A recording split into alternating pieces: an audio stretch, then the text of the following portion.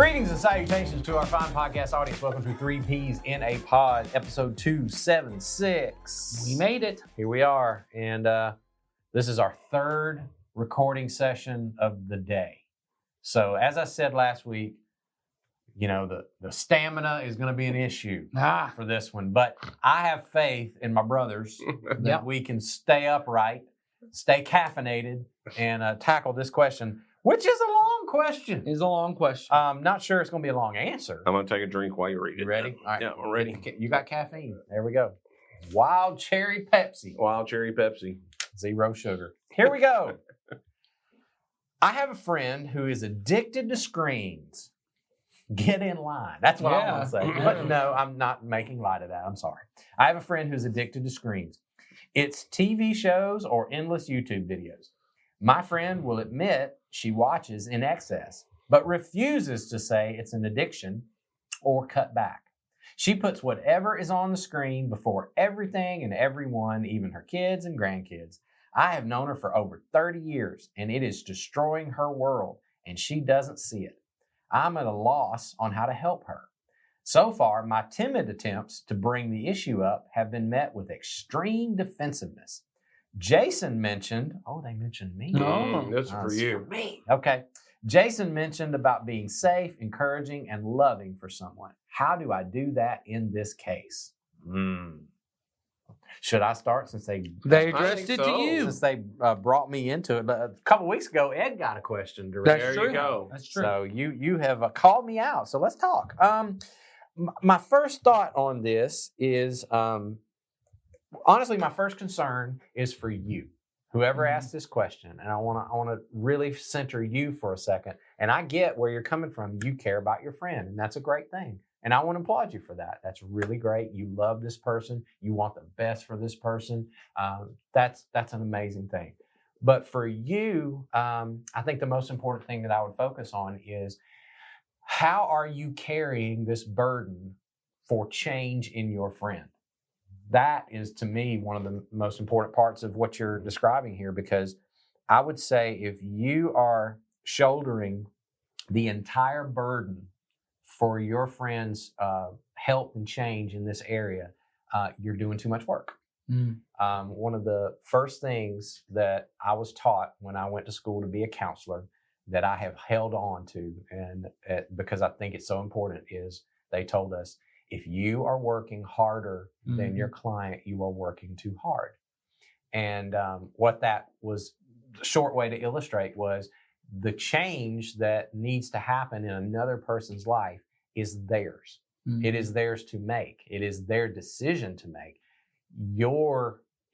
Whether it's gentle or whether it's harsh or whether it's pushy or whether it's, whatever, is not the primary thing here. It's about this person deciding, this is something that I don't like and I want to eliminate from my life, or this is something that I want for my life, and so I want to make changes that will lead me in that direction. And you can love and encourage and be there for all of it, but you can't be the one to make the change. I would just say, there's not going to be a moment where you walk in the door and you have the right thing to say, and it's going to make them fall to their knees and have a come to Jesus moment and say, you're right, you've been right all along. Thank you for telling me it that way because I finally see it. That's probably not going to happen. Could it happen? Maybe, but it's probably not. There's this thing that in counseling we call a continuum of change. And it's important that we always recognize where a person is in that continuum. And it goes from all the way from what is just what we call pre-contemplation, which is somebody who doesn't even know or care that they need to change, to a place where they're like, yeah, I probably need to change, but I don't think so. To, okay, you do have a point, but I don't know, I'll think about it. To actually making plans to change something, which means I'm just going to rearrange things in my life now, so hopefully I'll change, to actually saying, I will not live another single day until this is done, and then I make change. You see how many steps were on that continuum? Everybody has to go through all those steps in order for them to get to that place where they decide to change. Now, you might be able to help and encourage, but the truth is you're not going to be able to change anybody. So that would be the first thing I would say. Don't burden yourself with the responsibility of their decisions. Yeah. That's good. So, What was it that they quoted to you that you had said to be loving? they said Jason mentioned about being safe, encouraging, and loving for someone. And did you want to ask a question about that? No, I just wanted to be reminded of that because Mhm. I think people have thoughts around those words: safe, Encouraging, and loving. encouraging, and loving. They don't look like allowing people to have the consequences of their behavior come clear to them. That's true. I think if I'm safe, encouraging, and loving, I think that when a person comes to me and there have been any consequences come to them from their behavior, if I'm safe, many people think I must soften the blow of the consequences or try to find a way that them saying they notice the consequences is the same thing as them saying they want to change. And it's not the same thing. Well, in the world of helping people through addiction, that's codependency. That's right. If I'm softening the consequences and not allowing them to feel that, or at least know what that's like, that's right. It's not helping anybody. It actually is perpetuating the behavior. To be quite honest. So I think it's safe, loving, and again, not in screens. I haven't had to try to help somebody deal with an addiction to screens. I do believe they're addictive. Yeah. Like all kinds of behaviors addictive. Yes. But in other addictive behavior, for me, safe, loving, and encouraging is when a person comes to me and they've noticed consequences. My wife won't allow me to sleep in the bed with her when I'm drunk. And they're wailing about their wife. I go, well, why do you think that is? And would you always want to sleep with someone that I just ask questions and try to get them to see the nature of why that might be a reasonable response to your behavior, not trying to say, boy, I hate that for you. Gosh, that's so hard. Well, you mentioned questions, Ed. I was thinking the exact same thing when you gave the example. The person who wrote the question is, you said, my friend is putting this, video screens before everything, even her kids and her grandkids. So obviously, you think you've noticed something going on negatively in her relational world with her kids and grandkids, and if it's true that you see something that she doesn't.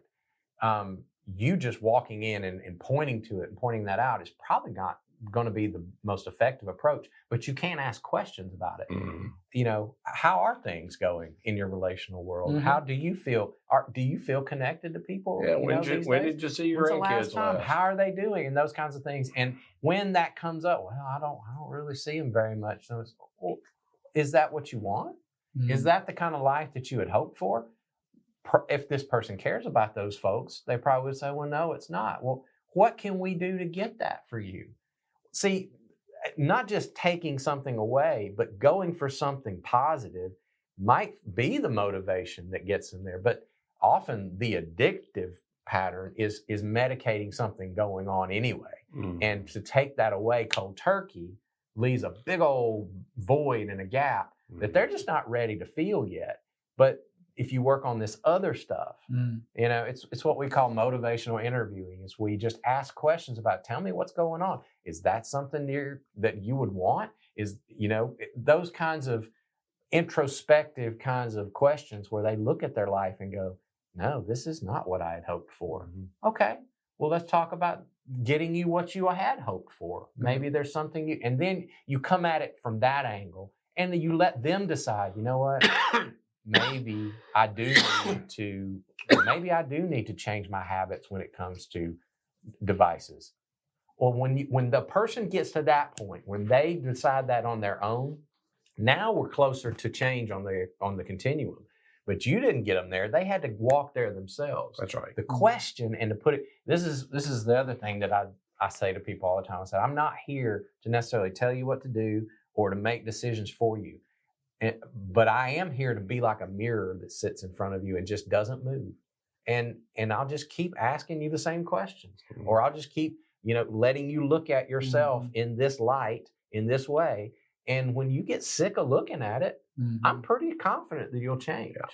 But And until you do, it won't matter. Yeah, most of us have a way of deflecting our own consequences, and we have friends around us that help us. Mm-hmm. If I blame other people, and my friends also go, yeah, man, You're right. they're not treating you right. You're their mother, you're their grandmother. They should blah blah blah blah blah blah blah. Well, you've already told me you don't believe that. You believe the person is the problem. That's right. So you have to really discipline yourself to not call it loving, supportive, and encouraging when you buy their story, which you know isn't the story. Mm-hmm. Yeah. Yeah. And that takes some work. It takes some breaking of habits in yourself. And if you are the kind of friend that you say you are, you said, I've been in this person's life for 30 years, and you obviously do care about them. I don't think you would have wrote this question if you don't. But you have to sit in that space of what does love require of me? And I'm not saying that love doesn't sometimes require confrontation. All right. But it also must say to the person, hey, look, if you never change, if you stay like this forever, I'm still going to love you. Right. And that's not going to change. The power of unconditional love, we know because it's been shown to us, is the most powerful force in the world. Mm-hmm. And you have to sit in that space. It will cost you something, though. It might cost you a lot. I don't know. But I do know it is the place that our Savior sat for us. And he calls me to do the same. Again, doesn't mean I don't call out sin or I don't speak truth. We do all those things, but we do it from a place of no matter what, I will not. Now, it doesn't mean you don't have to draw boundaries sometimes if somebody's harming you. I mean all that stuff is built into this. But that unconditional love just stays there and it stays steady. And so that if and when your friend does say, I'm sick of this, something needs to change, you're the person that's still there and you're there to love them through it. So I would keep that position in your friend's life no matter what. Doesn't mean they won't get mad at you. They can get mad at you. You can still love them. They can become your enemy. You said they get super defensive. Okay, they might. Yeah. They might consider you their enemy, but you don't have to return the favor. Yeah. So stay in that spot. I think an important thing too is, with the people in my life, one thing I'm trying to learn a lot is I don't get to determine what person I am in their story. And sometimes I really want to be the one because I've been walking alongside them for so long and I've seen the problem and I want to be the one to get to speak the hard truth. But as Jason's already said, there are sometimes where if I'm just walking in going, you need to listen to this. I am speaking hard truth. And sometimes speaking hard truth is the loving thing. And sometimes it's just coming out of nowhere. And they haven't invited me to that place, I mean, that's all pearls to pigs idea. That's right. All of us have been in positions where somebody has dragged someone else to our office. Most of mine, it's either a spouse or a kid. And they go, tell them what to do. Tell them all the harsh truth they need to hear. And I wasn't invited by them to that space to have that. And I can say the things because sometimes, now a lot of times the person who's telling me what they're telling me to say isn't even what should be said. But sometimes they're even right. Yeah, you are blowing this up. Man, your anger is out of control. This problem is out of control. They are exactly right. But it don't matter if I say it because they didn't invite me into that place. And sometimes the people we're closest to, and I don't know why, but I'll just give this example. I'm at the place where my kids are now all in the preteen, teen phase, and I'm experiencing the thing I used to experience on the other side as the youth minister, where they'll come home and tell me about conversations they had with someone at church.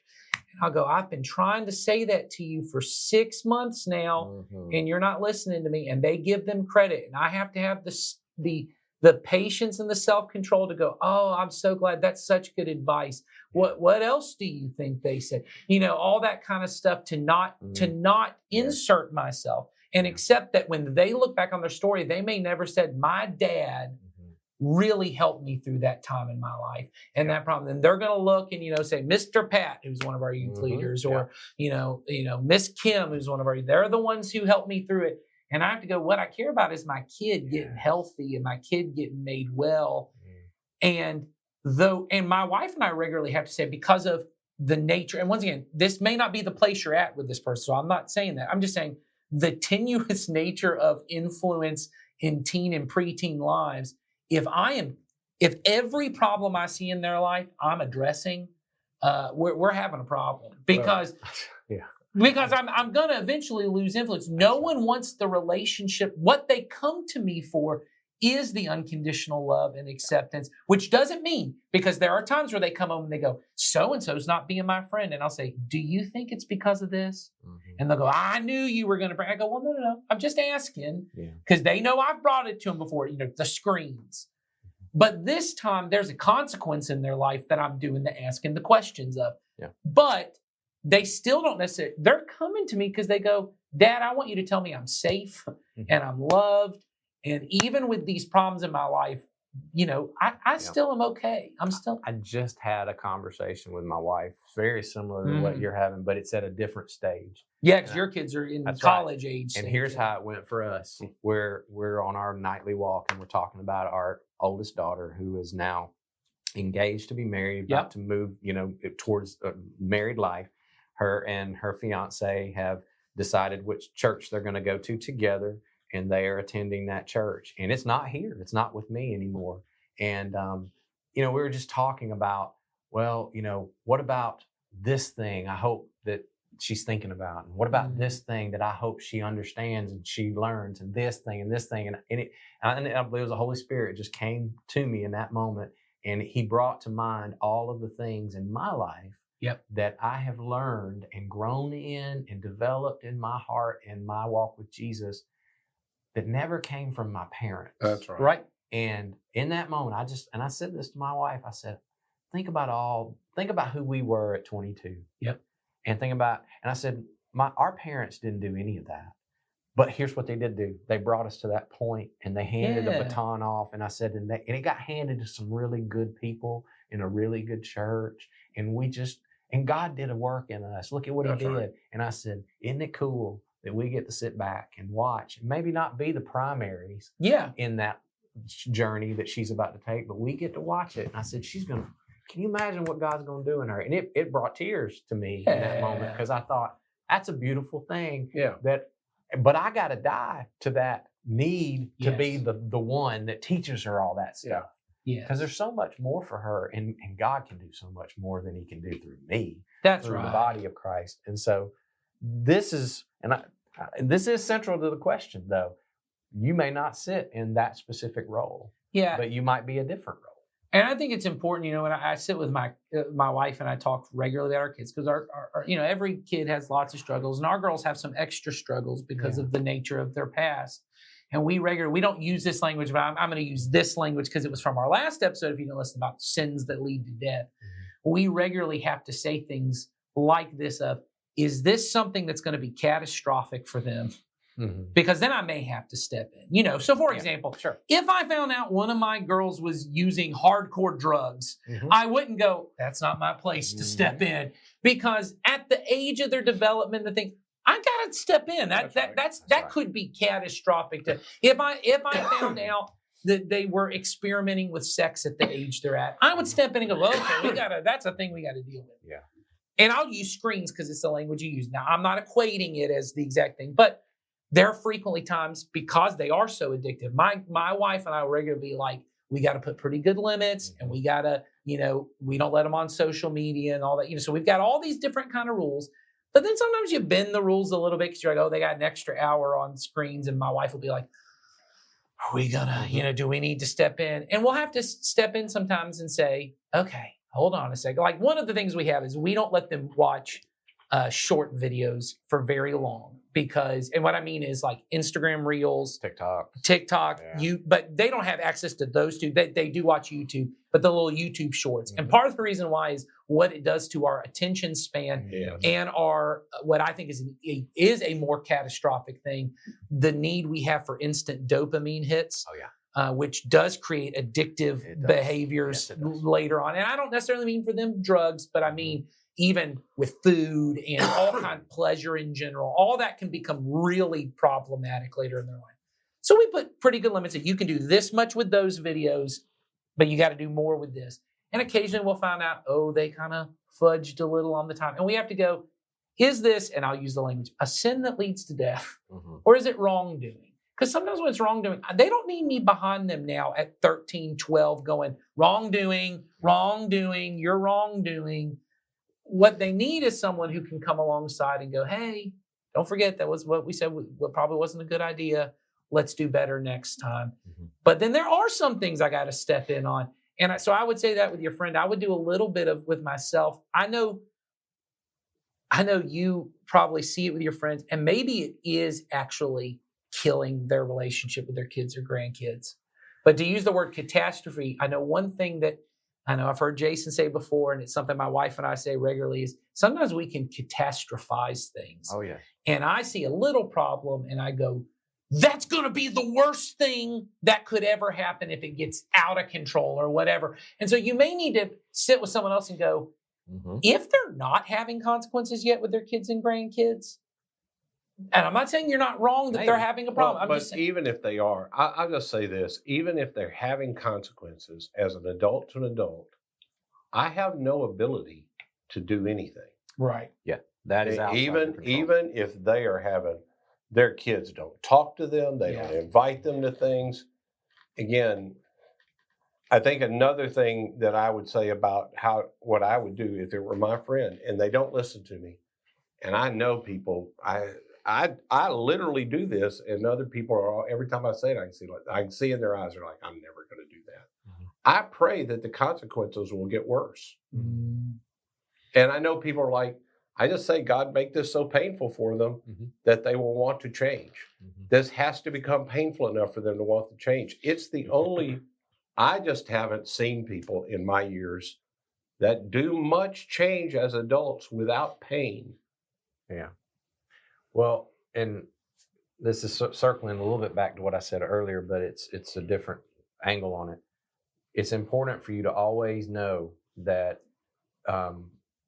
you hold a place maybe of influence in this person's life, right? But you don't hold a place of control. No, that's exactly right. It's the difference between a parent and a child. It does, for sure. And this is one of those instances that you need to be very, very careful, because maybe what you're seeing could be a signal to you that it's time to be speck in my eye before I take out a plank in somebody else's. And that was Jesus's wisdom of saying, hey, be real careful to see what's going on in your own life. Let that humble you to the place where you don't feel like I'm just going to grab the plank out of your eye and take it out and I'm going to tell you this and that and the other.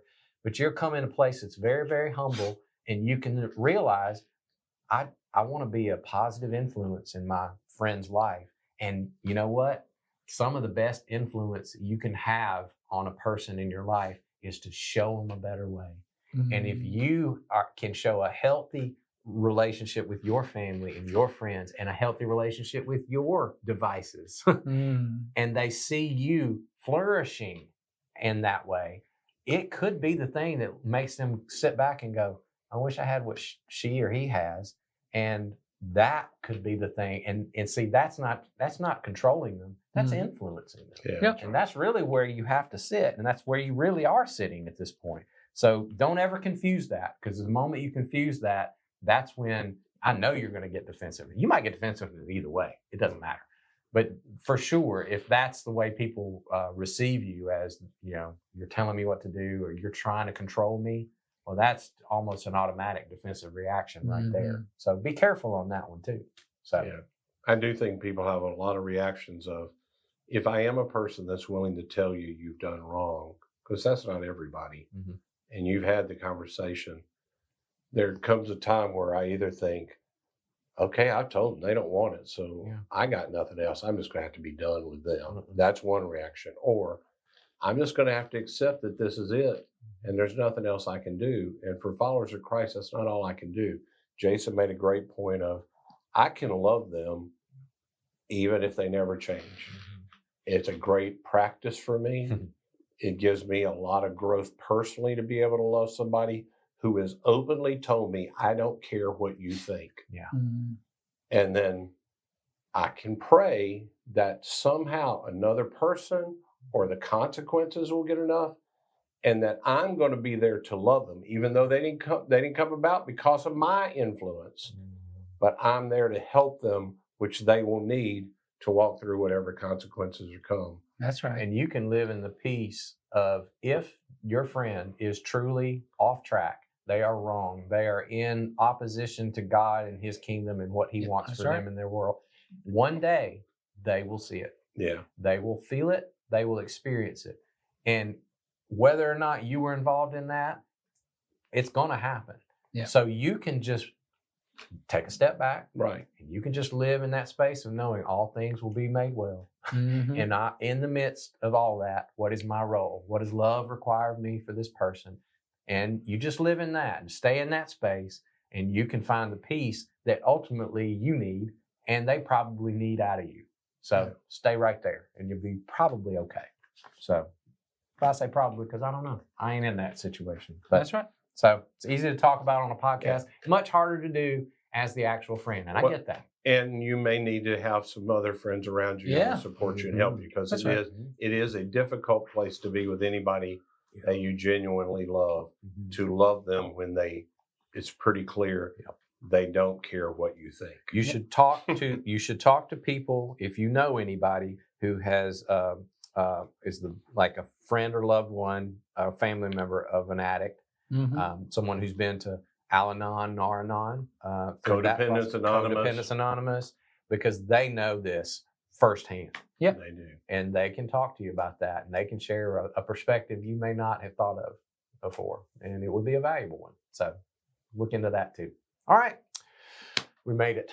We made it through our marathon taping session. We're going to be done for today, but that doesn't mean we're done forever, because if you send us questions, we'll keep doing this, or we might take a break. Who knows? Who knows and we don't mention this, but the person that really needs stamina is Charlie. Yes. Who has to sit and listen to all of this 100% without stopping. So God bless Charlie. See y'all next week or next time. Bye-bye.